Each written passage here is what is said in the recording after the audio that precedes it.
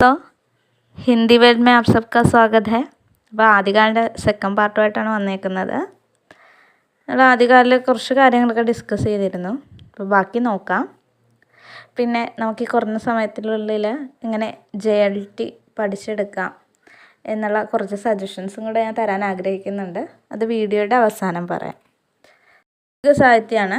അതിൽ വരുന്നത് ഢോല മാരൂര ദോഹ.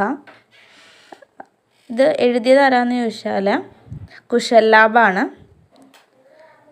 പിന്നെ ഇതിൽ ലോകഭാഷा विप्रलंब श्रृंगार की इस अद्भुत रचना का रचनाकार 11वीं सदी के है. इसकी भाषा राजस्थानी व रचनाकार കുശലാബ് है. ഇത്ര കുറച്ച് കാര്യങ്ങളൊക്കെ ഓർത്തിരിക്കുക ഇതുമായിട്ട് ബന്ധപ്പെട്ടിട്ട്. ഇനി റൗൽ വേല് ശ്രദ്ധിക്കേണ്ട കാര്യം എന്താണെന്ന് വെച്ചാൽ ഇതൊരു ശിലാങ്കിത കൃതിയാണ്. അതുകൊണ്ട് അത് ചിലപ്പോൾ ചോദിക്കാൻ സാധ്യതയുണ്ട്. ഗദ്യ പദ്യ മിശ്രിത് ഇസ് ചമ്പു കവിക്ക് രചയിത റോഡായാണ്. അപ്പോൾ കവിയുടെ പേര് ചോദിച്ചാൽ റോഡായാണ്. ഇനി ഇതിൽ നിന്ന് ഹിന്ദിയിൽ നഖശിക വർണ്ണത്തിൻ്റെ ശുരുവാത്ത് പറയപ്പെടുന്നുണ്ട്. ഇനി ഉക്തി വ്യക്തി പ്രകരൺ അതിൻ്റെ രചയിത എന്ന് പറയുന്നത് ദാമോദർ ഭട്ടാണ്. ഇദ്ദേഹം ഗോവിന്ദ് ചന്ദ്ര കെ ദർബാരി കവിയായിരുന്നു. ഇനി ഇദ്ദേഹം ഈ രചനയായിട്ട് ബന്ധപ്പെട്ട കുറച്ച് കാര്യങ്ങൾ കൂടെ ഞാൻ ഉൾക്കൊള്ളിച്ചിട്ടുണ്ട്. നിങ്ങൾക്ക് വായിക്കാവുന്നതാണ്. ഇനി വരുന്നതാണ് വർണ്ണരത്നാകർ.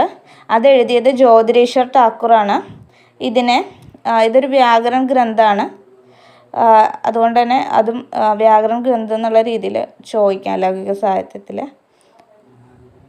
അത് വിദ്യാവതി പിന്നെ അമീർ ഖുസ്രോ ഇവർ രണ്ടിനെയും ഉൾക്കൊള്ളിക്കാതെ നമുക്ക് ആദ്യകാലം കംപ്ലീറ്റ് ചെയ്യാൻ പറ്റില്ല. വിദ്യാവതിയെക്കുറിച്ച് പറയുകയാണെങ്കിൽ അദ്ദേഹം മൈഥിലി ഭാഷയിൽ എഴുതിയ രചനയാണ് പദാവലി. അതേപോലെ കീർത്തിലത കീർത്തി പതാക എന്ന് പറയുന്നത് അപഭ്രംശ ഭാഷയിൽ എഴുതിയതാണ്. ഇനി അദ്ദേഹം രാജാ ശിവസിംഗിൻ്റെ ദർബാരി കവിയായിരുന്നു.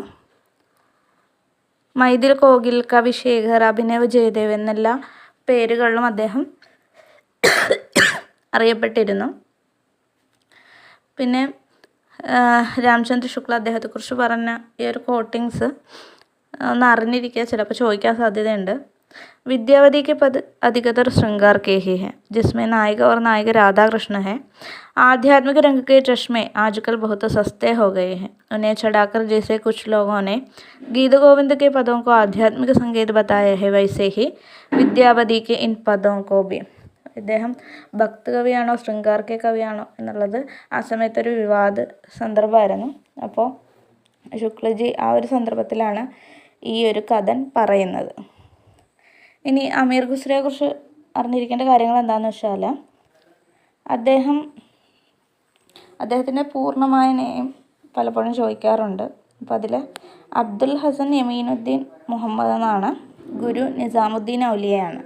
പിന്നെ നമ്മൾ കേട്ട് പഠിച്ചൊരു കാര്യമാണ്, അദ്ദേഹമാണ് ഖടിബോലി ഹിന്ദിക്ക് പ്രഥമ കവി എന്ന് അറിയപ്പെടുന്നത്.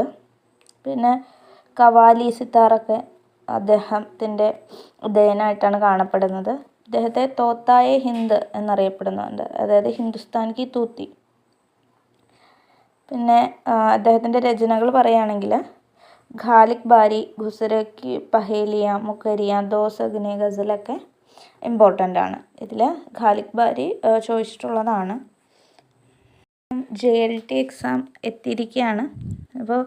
ഇപ്പോൾ വർക്കിംഗ് അല്ല സ്റ്റുഡൻസ് അല്ലാത്തവരോട് ഞാൻ പറയുക, ഇനി അവർക്ക് അത്യാവശ്യം ടൈമൊക്കെ ഉണ്ട്, അവർ സിലബസ് ബേസ് ചെയ്ത് തന്നെ ഇരിക്കുക, നന്നായിട്ട് സമയം യൂട്ടിലൈസ് ചെയ്യുക. അല്ലാതെ ഇപ്പോൾ വർക്കിംഗ് ആണ് അല്ലെങ്കിൽ സ്റ്റുഡൻ്റ് ആണ് എന്നുള്ളവർക്ക് ചെയ്യാൻ കഴിയുക എന്താണെന്ന് വെച്ചാൽ 1-2 ക്വസ്റ്റ്യൻ പേപ്പർ നോക്കുക, എന്നിട്ട് ഏത് ഭാഗത്തു നിന്നാണ് കൂടുതൽ ക്വസ്റ്റ്യൻസ് വന്നേക്കുന്നത് നോക്കുക. അപ്പോൾ എന്നിട്ട് ആ ഏരിയ സ്ട്രെസ് ചെയ്ത് പഠിക്കുക. അതാണ് ഇനി കുറഞ്ഞ സമയത്തിനുള്ളിൽ ചെയ്യാൻ കഴിയുന്നത്. അപ്പോൾ എല്ലാവർക്കും എക്സാം നന്നായിട്ട് എഴുതാൻ കഴിയട്ടെ. എല്ലാവിധ ആശംസകളും നേരുന്നു. ഈ വീഡിയോസൊക്കെ നിങ്ങൾക്ക് ഉപകാരപ്രദമായി തോന്നുന്നുണ്ടെങ്കിൽ നിങ്ങൾ സബ്സ്ക്രൈബ് ചെയ്യുക, ഷെയർ ചെയ്യുക, നിങ്ങളുടെ അഭിപ്രായങ്ങൾ രേഖപ്പെടുത്തുക. Thank you.